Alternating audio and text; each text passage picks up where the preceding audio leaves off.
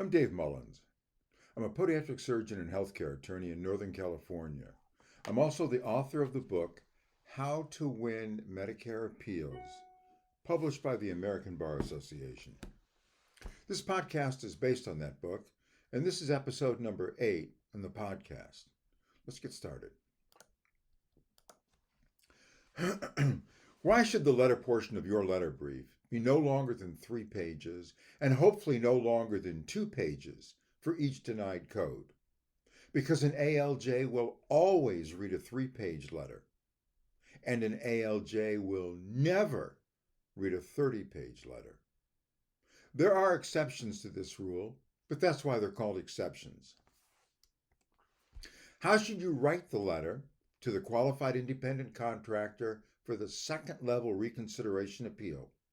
And how should you tell the patient's story to the administrative law judge during the hearing at the third-level ALJ appeal? You want to write the letter the same way you would write it to a high school senior.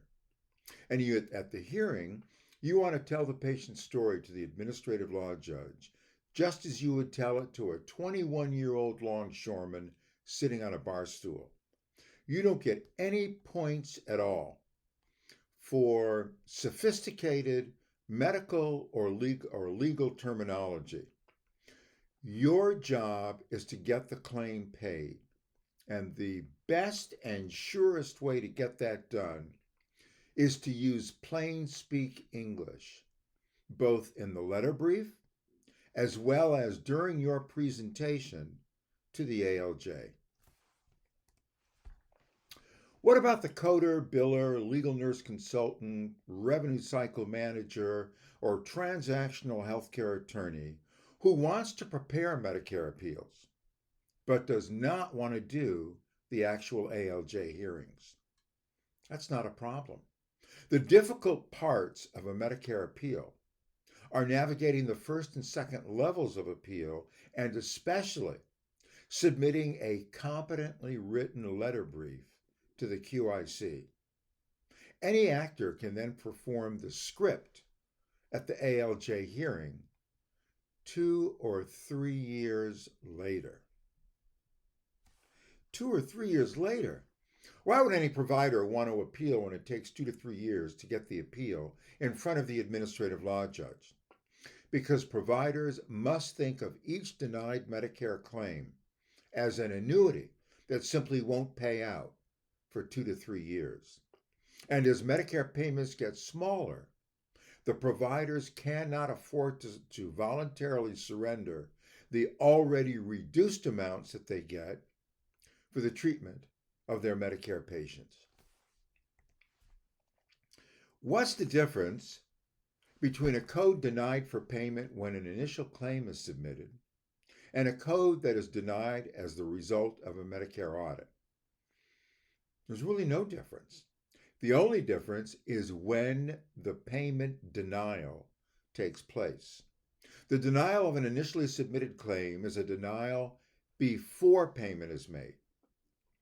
A Medicare audit with a demand for repayment of overpayment is an attempted denial of payment after payment has been made, where Medicare is trying to claw the payment back from the provider. But what if the Medicare payment rules regarding the disputed service change between the time that the claim was denied and when the ALJ hearing takes place 2 to 3 years later? That's a non-issue. The payment rules that are in place when a service is provided are the payment rules that will apply when that claim is heard by the administrative law judge at the ALJ hearing. Why should coders, billers, legal nurse consultants, revenue cycle managers, or transactional healthcare attorneys cut themselves out of the appeals process just because they don't want to do the actual ALJ hearings? They shouldn't. I know we're repeating this. The provider's need for competent representation is just not going to go away. There are plenty of actors to do the actual hearings, and there's nothing wrong with growing a Medicare appeals practice, and there's nothing wrong with making money. Is a denial of an initially submitted claim appealed differently than a claim that is the subject of a Medicare audit? No, it's exactly the same order of appeal. First level redetermination appeal, second level reconsideration appeal, and third level administrative law judge appeal. And all Medicare appeals are the same appeal, requiring answers to the same five questions. Do them with me. Listen, folks, I know what these questions are. You're the ones who need to learn these questions and to have them down rote. Question number 1, what was wrong with the patient? 2, why did that problem require treatment? 3, exactly what was done for the patient and why was that the best thing to do for that patient at that point in time? 4, how do you know that was the best thing to do? Meaning, what authorities support what was done? And 5, how were Medicare's denial reasons wrongly applied? Or much more commonly, why should the Medicare denial reason that applies to your claim not be applied? Can the letter portion of your letter brief be only 1 page in length? Absolutely yes. If you can prove the service was medically reasonable and necessary, and if you can prove the denial was wrong, all in 1 page, do it. The administrative law judge will love you for it. What could possibly be an example of a 1-page letter brief? Well, here you go. Your Honor, this claim was denied because the Medicare administrative contractor relied on a version of the LCD that was out of date. The LCD that actually applied to this claim and to the service that was provided allowed the service that was provided to this Medicare patient. Please pay this claim now. Respectfully, and your name. What's your strongest evidence in a Medicare appeal? This is the question I asked you 4 episodes ago and asked you to think about.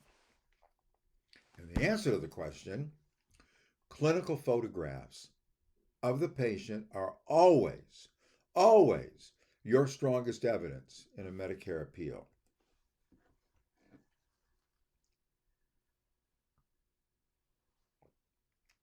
At the ALJ hearing, why are clinical photographs always your strongest evidence? If a picture is worth 1,000 words, I can tell you without any doubt that a single clinical photograph of the patient is worth 1,000 medical articles. Describing the patient's problem in words as opposed to showing the patient's problem in a photograph is like describing the painting of the Mona Lisa to someone as opposed to showing that person the painting of the Mona Lisa. Why would you ever do this? Hopefully you wouldn't. Are you going to use this Mona Lisa argument to convince your provider clients of the need to take clinical photographs of their patients? Well, of course you are. Are you going to give me any credit for this Mona Lisa argument? Not a chance. Will the provider have to authenticate the patient photographs that you want to include in the letter brief? Yes. The provider is going to have to prove that the photographs are images of the patient whose claims are at issue and will have to prove when the images were taken. So yes, the provider is going to have to provide proof that the patient photographs have been authenticated. How do you authenticate a clinical photograph? It's easy. Have the provider print on a letter-sized piece of paper the patient's initials, the patient's Medicare number, and the date of the photograph, all in size 36 font or larger, and then have the provider use that piece of paper as the background for each clinical photograph taken, making sure that the information shows in each one of the photographs. Well, that's it for today. I'll see you the next time.